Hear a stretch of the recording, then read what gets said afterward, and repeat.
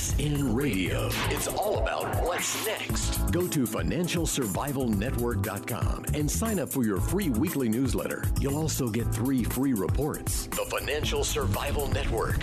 It's all about what's next.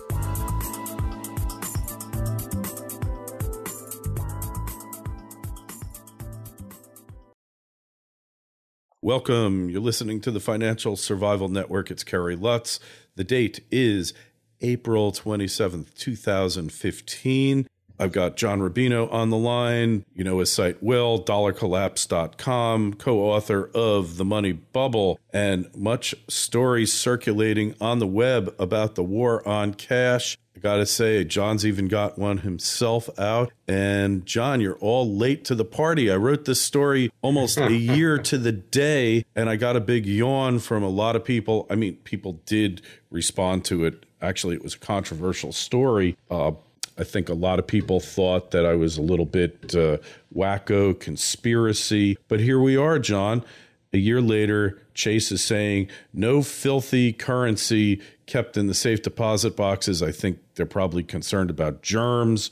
No bullion there, only collectible coins or coins with collectible value. How they're going to police this is interesting. They haven't mentioned that yet, but obviously, if you're going to implement such a rule, then you're going to have rules and perhaps an observer as you place valuable items in your safe deposit box. And obviously other banks are going to probably pick up on it because Chase is the leader of the pack, as it were. What do you think is going on here? Well, the world's finally catching up to you, Kerry.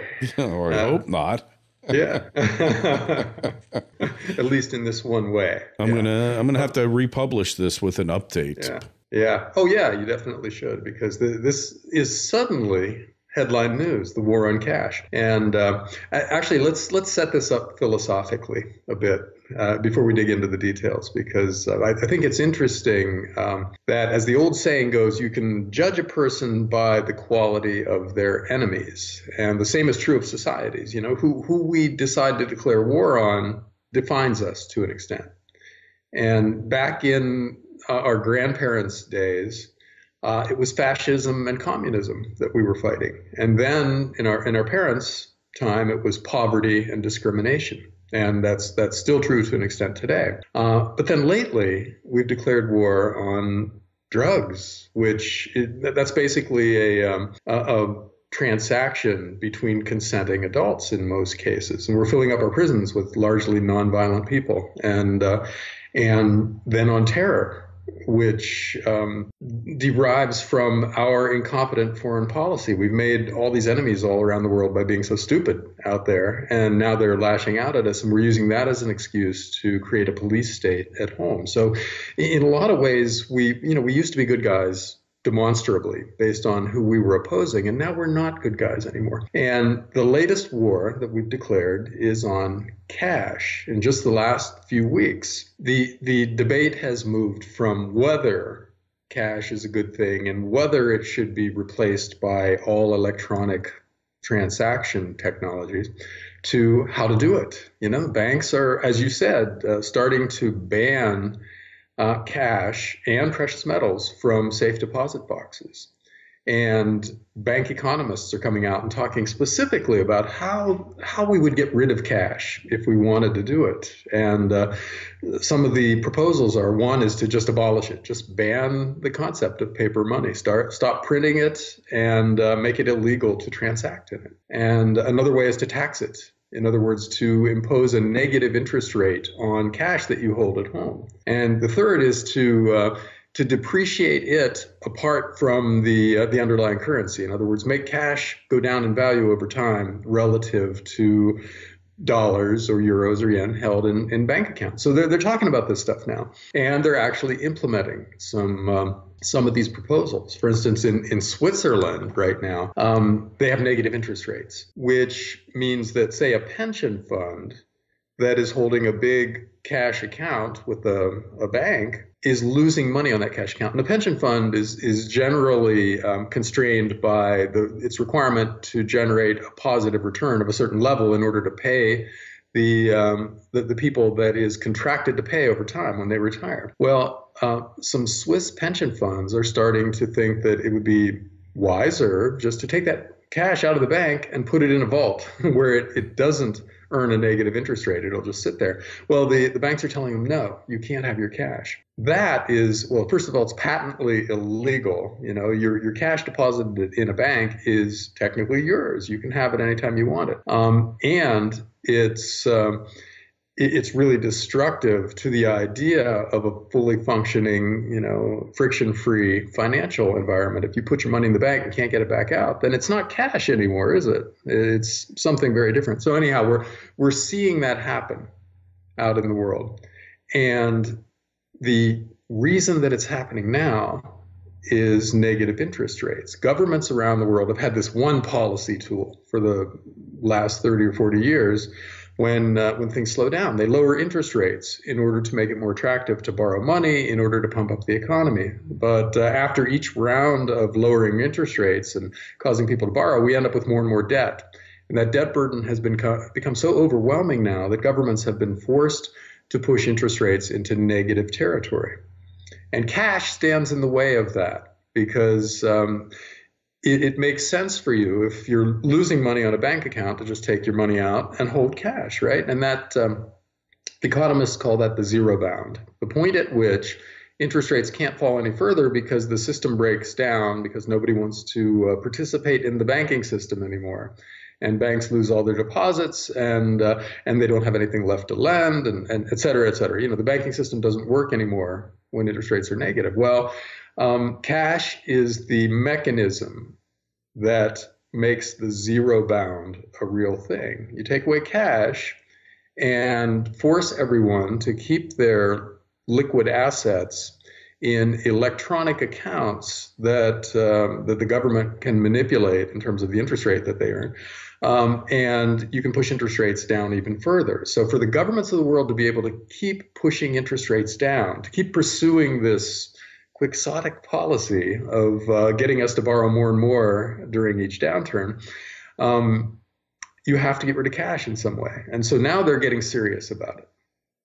And the ramifications of this are many, but none of them are good. And among them are the fact that for a society to be cashless, the government has to essentially be trustworthy because they've got all our information. They know exactly what we're doing 24/7 and where we are when we're doing it. And that's an incredible amount of power to put in the hands of human beings. And traditionally, that kind of power has been abused on an increasing scale. As power goes up, the abuse goes up as well. The corruption goes up. And absolute power leads to absolute evil. And that's what we're doing if we move to a cashless society, unless the people in charge are utterly uncorruptible. And no human beings, no group of human beings in history has been completely uncorruptible. So we're creating the conditions for a dictatorship in one generation if we go cashless.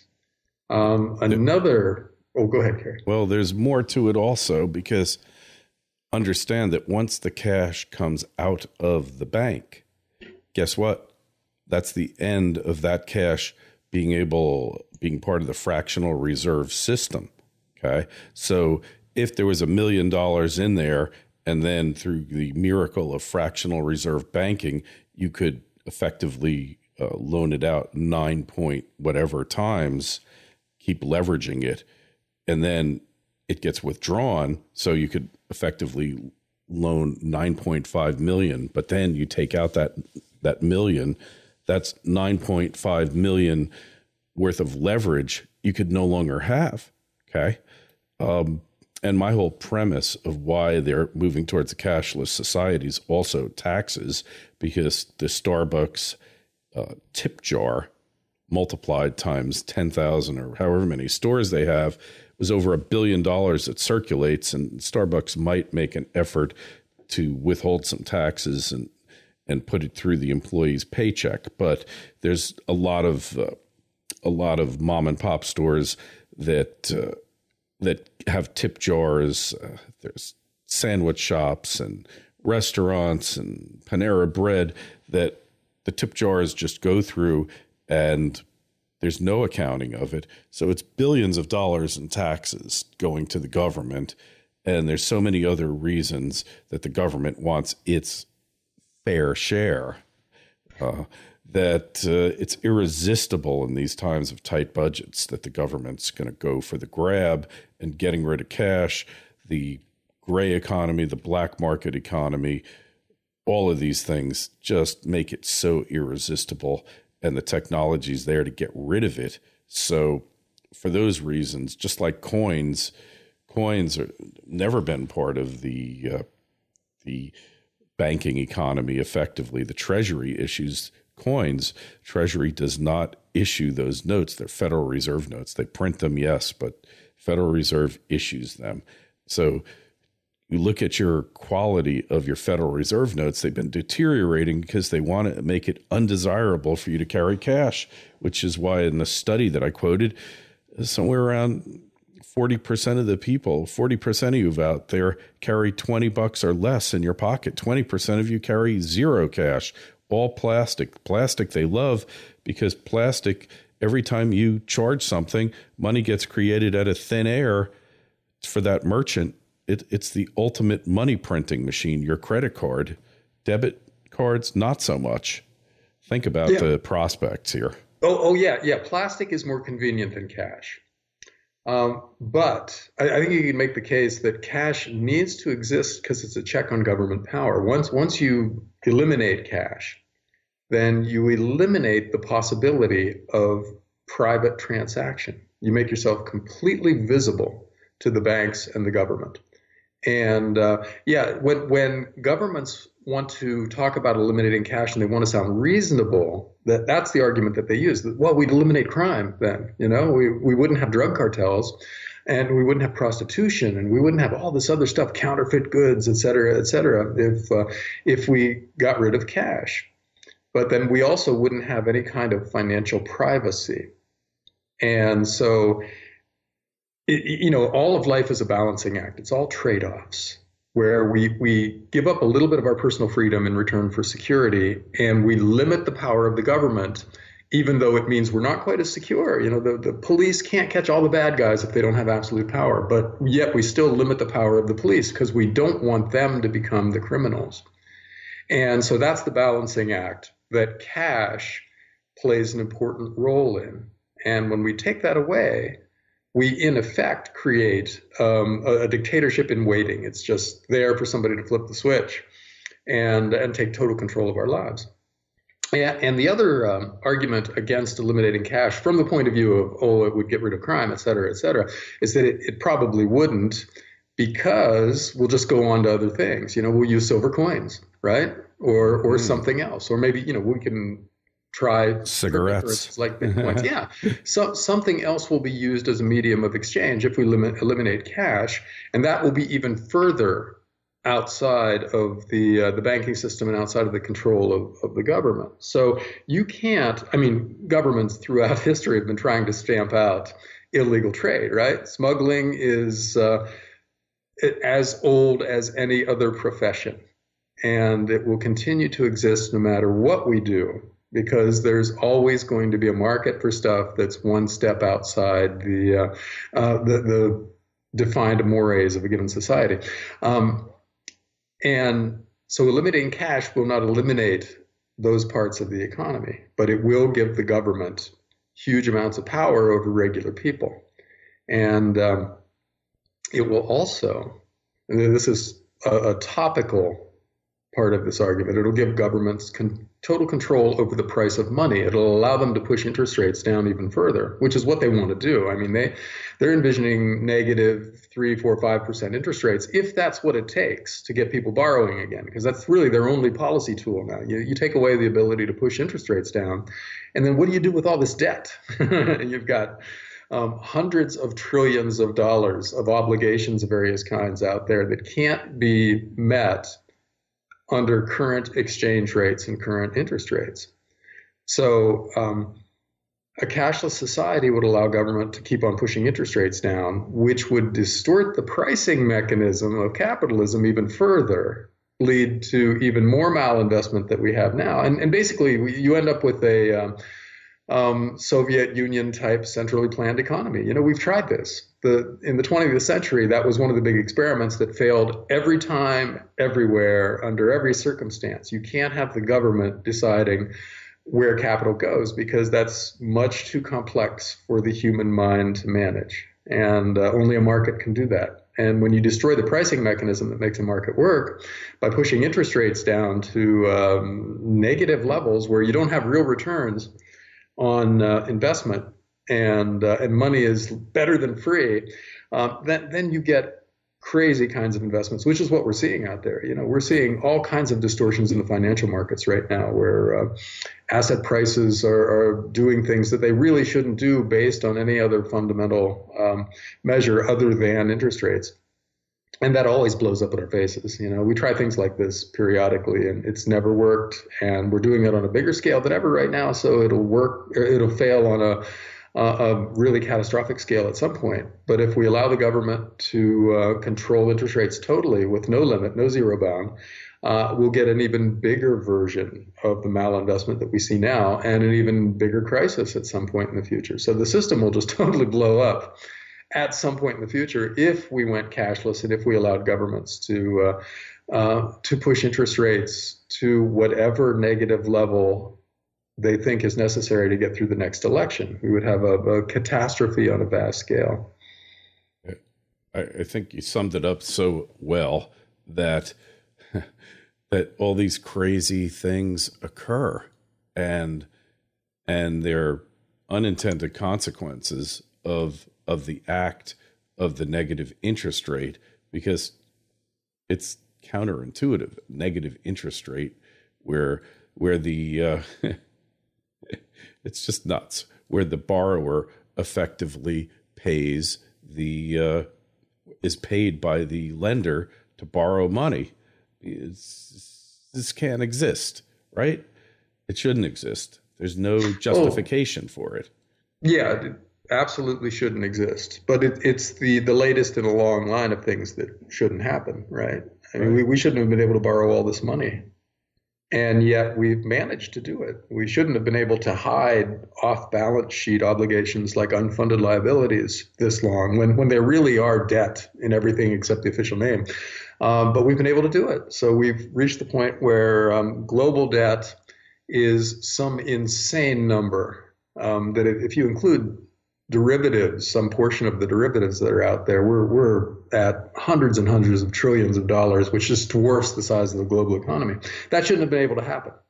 And so now all the policy proposals that are flowing from this impossible debt situation are themselves impossible. And yeah, it's the twilight zone in a lot of ways.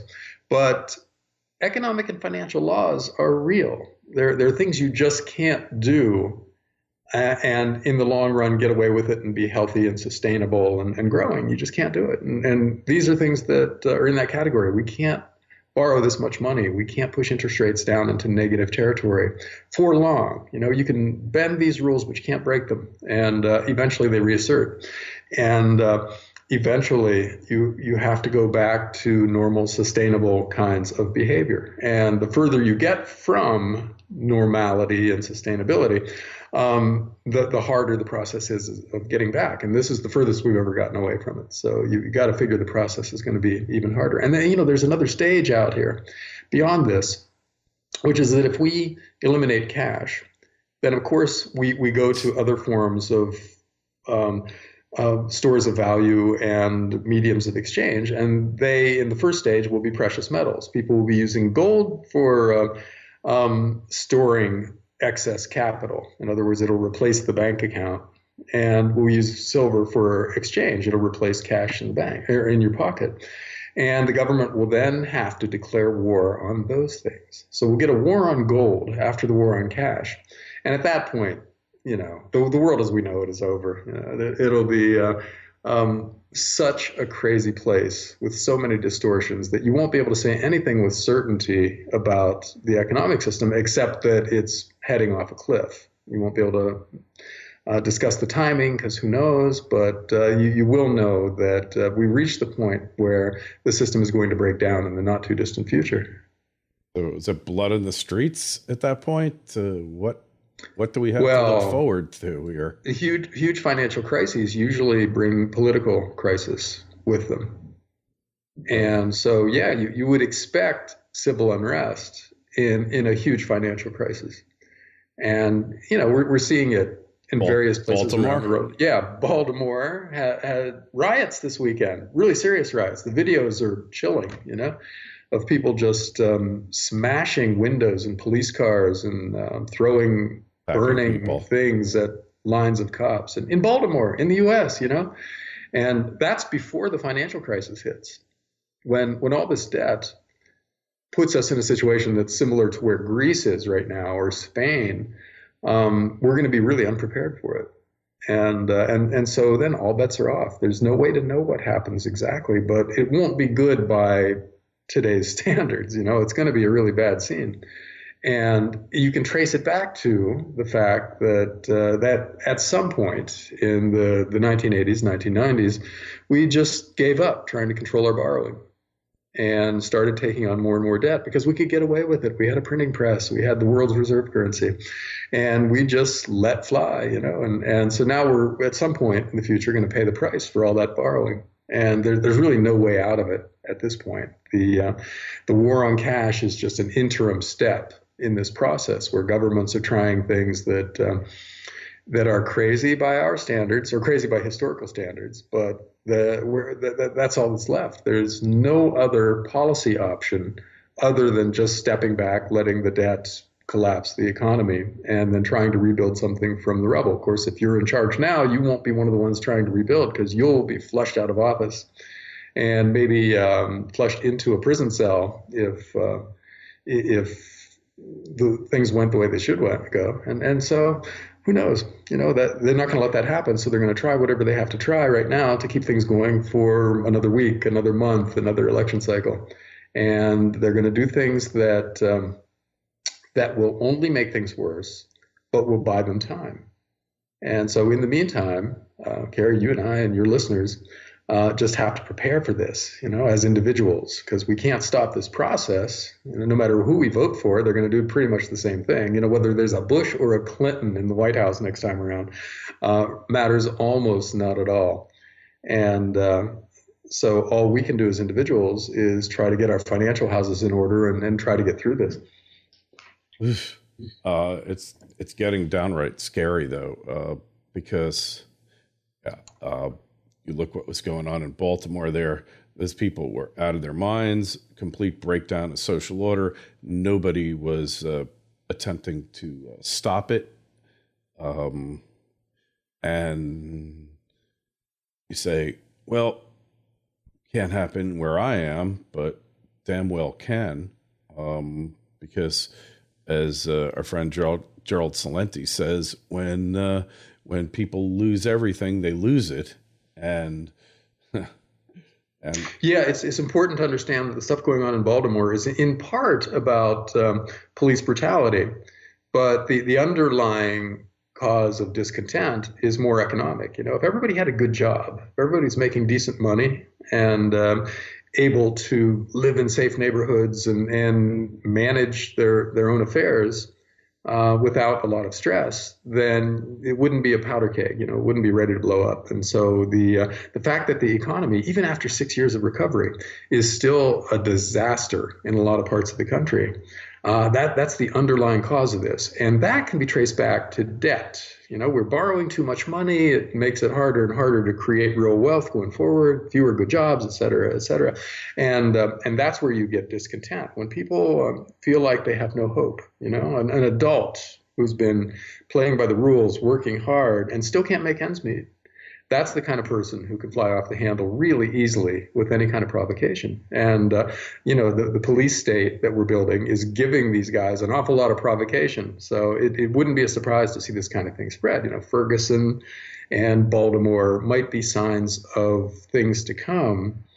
And the reason that these things are coming can be traced back to really dysfunctional economic policy over the last 30 or 40 years.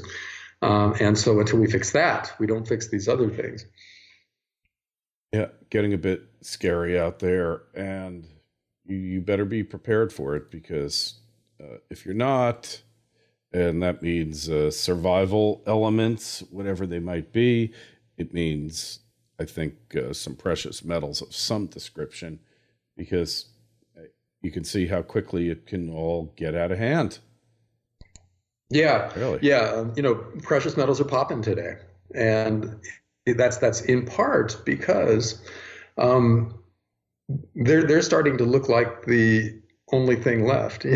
All these headlines about war on cash are beginning to have an effect, I think, and that's only going to, as interest rates get pushed further and further down, as they have to be, because that's the only policy option governments have left. The war on cash is the corollary to that. You can't have all this cash circulating out there and increasing in quantity as people pull their money out of bank accounts that yield negative 1 or 2% now, and still have the negative interest rate policy work and be possible. So they have to do something about circulating cash. And to the extent that they do, then that leads people to things that aren't being actively managed downward and restricted.